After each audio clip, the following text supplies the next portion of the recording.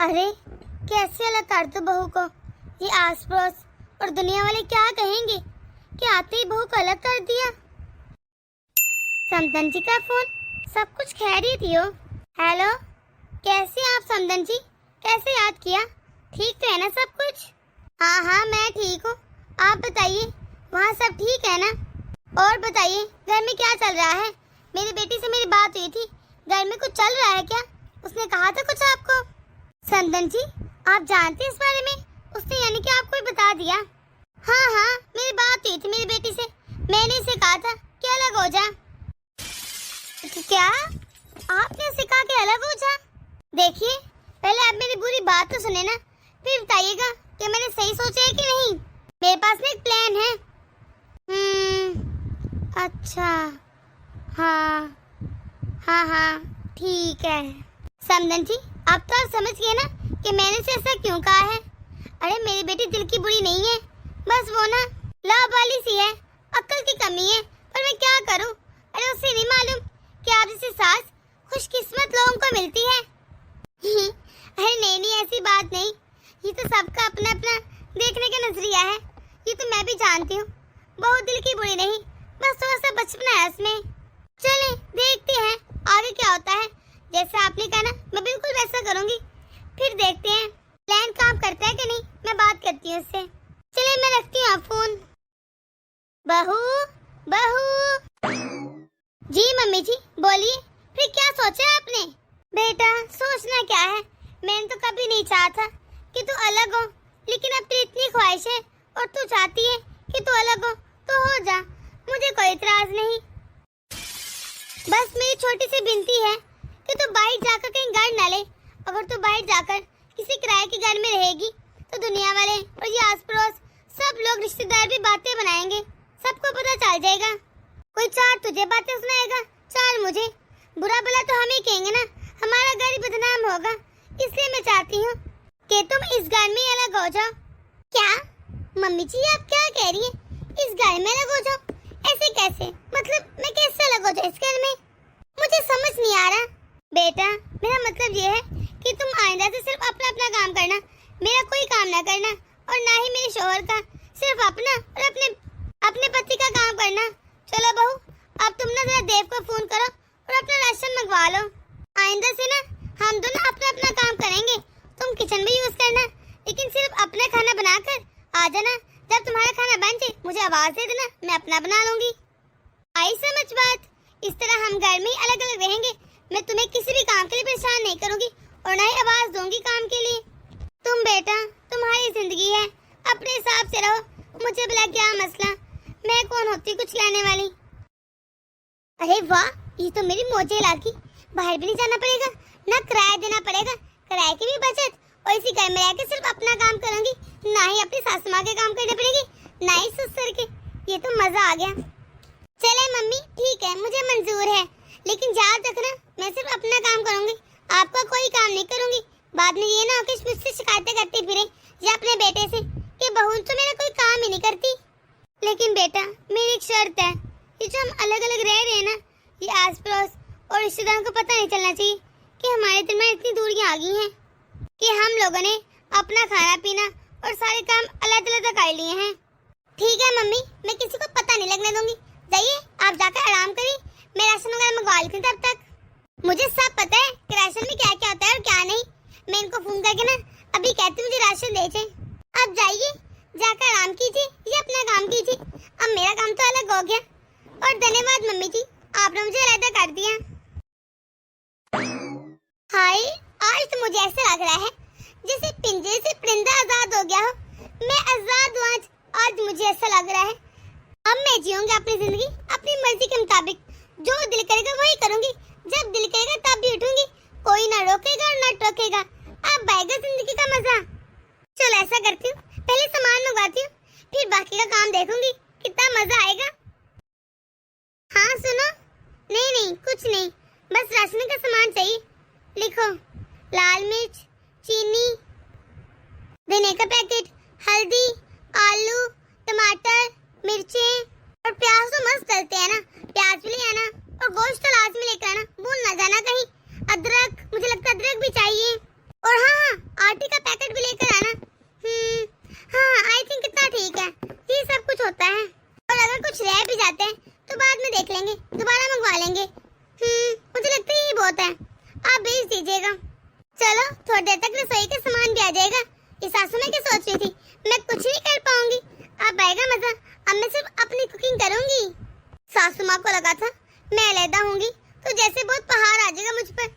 अरे मेरा काम तो बल्कि आधा हो गया, इन्हें लगा था मैं इनकी हेल्प के बिना कुछ नहीं कर सकती, लेकिन अब मैं सिर्फ अपनी मर्जी से अपना काम करूंगी। अपना काम किया और बस जाकर बिस्तर पर लेट गई। ऐसा करती हूँ, ये खुशखबरी मम्मी को सुनाती हूँ। मम्मी आपको पता है मुझे मेरी सास ने अलग कर दिया है, अब मुझे कोई काम नहीं करना पड़ेगा, सिर्फ अपना काम करूंगी, थोड़ा सा तो होता है, और फिर आराम करूंगी। मैंने तो सारा सामान भी मंगवा लिया है, राशन भी, इनसे भी कहा था अभी भेज देते हैं मुझे। अब मैं सिर्फ अपना खाना बनाऊंगी। मम्मी मुझे लगता है राशन आ गया है, जरा गेट पर मैं देख लूं, फिर बाद में बात होगी। हाँ मैंने सारा सामान तो मंगवा लिया, लेकिन घी और ऑयल तो मंगवाया नहीं, उसके बगैर खाना कैसे बनेगा। अब क्या करूं, ऐसा करती दोबारा फोन करती हूँ और इनको कहती हूँ घी और ऑयल तो भेज दे। हेलो सुनो, घर में घी और ऑयल तो है ही नहीं, मुझे याद नहीं रहा, जरा वो भी भेज दो। अब तुम खुद ही सोचो ना, इसके बगैर खाना कैसे बनेगा। हाँ ठीक है तुम मीटिंग में हो, लेकिन खाना भी तो बनाना है ना। मैं मानती हूँ मेरी गलती है, लेकिन अब क्या किया जा सकता है, प्लीज भेज दो ना। अब घर में सामान तो चाहिए ना, आहिस्ते आहिस्ते पूरा होगा ना। अच्छा जल्दी करना, ठीक है मैं वेट करती हूँ। चलो अब तो घी भी आ गया है, अब मैं जल्द से जल्द खाना बना लेती हूँ, बहुत मजा आएगा मुझे। नमक, ओ नमक तो मैं भूल ही गई थी। अब तो यकीनन ये गुस्सा करेंगे और शायद देकर भी न जाए। मुझे क्यों याद नहीं यार, नमक तो सबसे ज्यादा जरूरी होता है। ये बहुत गुस्सा करेंगे, लेकिन बोलती हूँ अब मैं बिना नमक के खाना कैसे बना सकती हूँ। प्लीज गुस्सा मत करना, मुझे याद नहीं रहा, वो नमक भी भेज दो। अब खुद ही सोचे मैं नमक के बगैर कैसे खाना बनाऊंगी। बस एक पैकेट भेज दो, उसके बाद ही बनाऊंगी। तुम्हारा दिमाग तो ठीक है ना, मैं यहाँ पर मीटिंग अटेंड करूँ, ये तुम्हें घर का सामान बेचता रहूँ, 2 बार आगे बेच चुका हूँ, तुम्हारे तो नखरे खत्म ही नहीं हो रहे। तुम एक काम करो, मम्मी से बात करो, मम्मी को कहो जो भी चाहिए वो ला देंगी, और उनके पास तो होगा ना। ये क्या घर में सारा सामान ही खत्म हो रखा है। मुझे बार बार फोन करके ना परेशान न करना, घर आके बात करूंगा। और हाँ सुनो, वो जो मेरी ब्लू वाली शर्ट नहीं, उसे धोकर प्रेस कर देना, मैंने शाम को कहीं जाना है तो पहन के जाऊंगा वो। जी अच्छा। हाय कितनी मुसीबतें हैं, मैंने तो सुबह से खाना खाया ही नहीं और ना दोपहर का बनाया है। सुबह से भूख लग रही है इतनी, और ऊपर से इनकी शर्ट भी प्रेस करूं, वो भी वॉश करके। क्या कुछ करूं मैं, एक दिन हो गया है और मुझे ऐसे लग रहा है जैसे पता नहीं कितनी बड़ी मुसीबत में मैं फंस गई हूँ।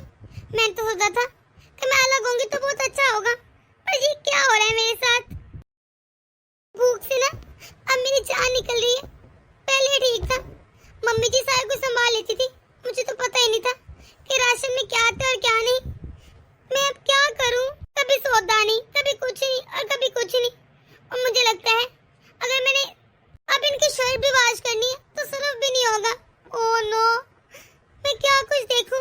पहले ठीक था, मम्मी जी सारा देख रही थी कि राशन क्या क्या है और क्या नहीं। ये टेंशन तो मुझे कभी मिली नहीं। कहीं ऐसा तो नहीं मैंने गलती तो नहीं कर दी मम्मी जी से अलग होके। मुझे तो समझ नहीं आ रहा, अब तो मुझे ऐसा लग रहा है जैसे कोई गलती कर दी हो। आज तो मेरी बस होगी, ऐसे लग रहा है जैसे सुबह से काम कर करके ना मेरे अंदर जान ही नहीं रही। कभी कपड़े धो रही हूँ, कभी सुखने डालने जा रही हूँ, कभी प्रेस कर रही हूँ, कभी खाने का मसला। मैंने तो सुबह से कुछ खाया भी नहीं। जब मम्मी जी के साथ होती थी मैं तो सिर्फ सुखने डालती थी, तह भी मम्मी जी लगा देती थी, और अब अभी तह भी लगानी है मैंने। मैं क्या कुछ करूं, कहीं मैंने गलती तो नहीं कर दी मम्मी जी से अलग होकर। पर मेरे साथ ऐसा क्यों होता है, सब लोग अलग होते हैं, इतने मजे करते हैं, और मैं अलग हुई तो ऐसे लग रहा है जैसे पहाड़ टूट गया है मेरे ऊपर। मम्मी जी से फोन करके बात करती हूँ। हेलो मम्मी, मैं परेशान हो गई हूँ। मैंने सोचा था अलग होकर मजे करूंगी, आराम करूंगी, पर यहाँ तो उल्टा हो रहा है। अरे बेटा अब क्या हो गया है, बेटा अब क्या हो गया, अब तू अलग हो गई है, बस आराम कर, तेरे पास तो कोई काम भी नहीं होगा। समझ जी का भी कोई काम नहीं करना तूने। बस अपना अपना तो करना होता है। आपने ले खाना बनाया और आराम किया। मम्मी जी मुझे तो कुछ समझ नहीं आ रहा, आपको नहीं पता मेरे साथ क्या हो रहा है। एक तो मुझे यही समझ नहीं आ रहा कि राशन में क्या क्या होता है। पहले तो सब कुछ मम्मी जी देख लेती थी, कभी कुछ रह जाते राशन में कभी कुछ। अब तो ऐसे लग रहा है मैं डबल काम कर रही हूँ अकेली। पहले मैंने कभी सब्जी नहीं बनाई थी, मम्मी जी बना लेती थी, और अब मुझे सब्जी भी बनानी पड़ रही है, पकाना भी पड़ रहा है। पहले सारे कपड़े मम्मी धोती थी और मैं जाकर फिर आती थी छत पर, और अब धोने भी मैंने, पिलाने भी मैंने, तय भी मैं लगाऊं। मम्मी आज जब मैंने खुद अपने हाथों से कपड़े धोए ना, तो मुझे पता चला कि कितने हाथ दुखते हैं कपड़े धोने से। आपको पता है मम्मी, पहले सुबह सुबह ही सारे काम खत्म हो जाते थे। जब मैं मम्मी इकट्ठे होते थे ना, इस टाइम मैं आराम कर रही होती थी, लेकिन अब ऐसा कोई सीन नहीं। और ये छोड़े, आपको पता है इस टाइम तक मैं खाना खाकर बनाकर रेस्ट करने चली जाती थी, वो भी दोपहर का। अब 2 बज चुके, मैंने सुबह से कुछ नहीं खाया, सुबह से भूखी बैठी है आपकी बच्ची। और अभी भी मेरे काम खत्म नहीं हुए, अभी भी इतने काम पड़े हैं। किचन सारा बिखरा पड़ा है, उसे जाकर समेटना है, बर्तन धोने वाले हैं।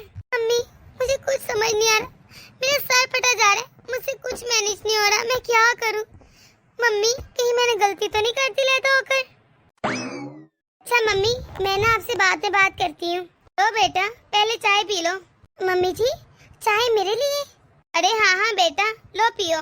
मम्मी जी प्लीज मुझे माफ कर दीजिए, मुझे ससुराल में सास की कदर हो गई है, मुझे समझ आ गई है, मुझे अच्छे से समझ आ गई है कि सास की क्या अहमियत होती है। मुझे सिर्फ एक दिन हुए अलग हुए और मैं थक गई हूँ।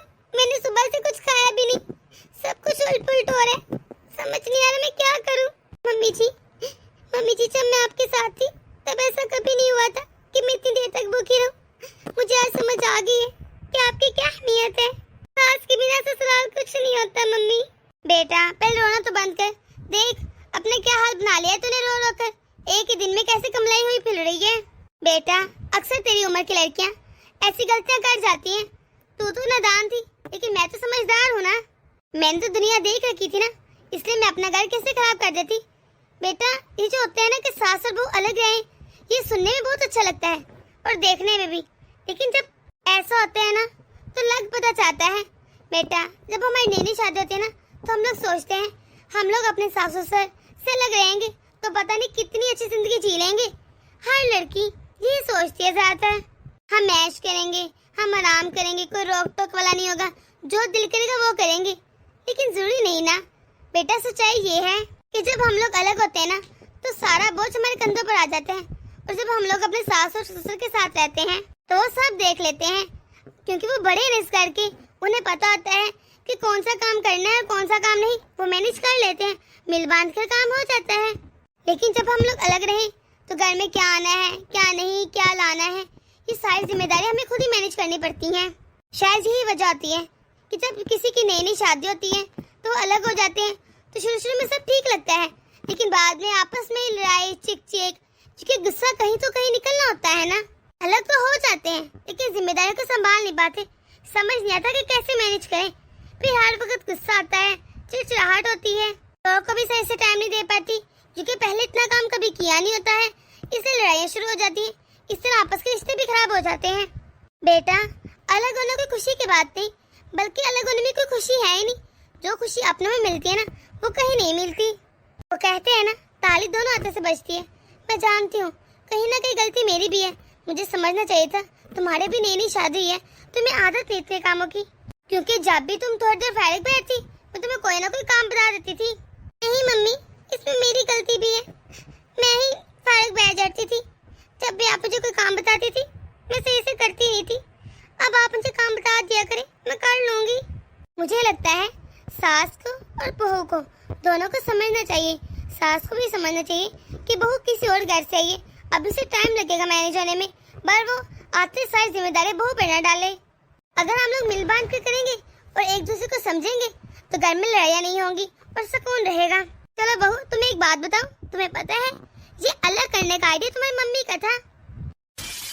क्या मेरी मम्मी का? हाँ तुम्हारी मम्मी का। अरे समधन जी बहुत अच्छी है, वरना आजकल जो होती है ना माए, वो बेटे को और भड़काती हैं। वो चाहती तो तुम्हारे दिमाग में कुछ भी डालकर हमारे खिलाफ कर सकती थी, लेकिन उन्होंने ऐसा नहीं किया, बल्कि मुझे फोन किया कि तुम क्या चाहती हो और तुम्हारे इरादे क्या हैं। उन्होंने ही मुझे प्लान बताया कि क्या करना चाहिए। उन्हें तुम्हारी बहुत फिक्र थी। उन्होंने कहा कि तुम्हें मैं कहीं बाहर न जाने दूं, बल्कि घर में अलग अलग रहे।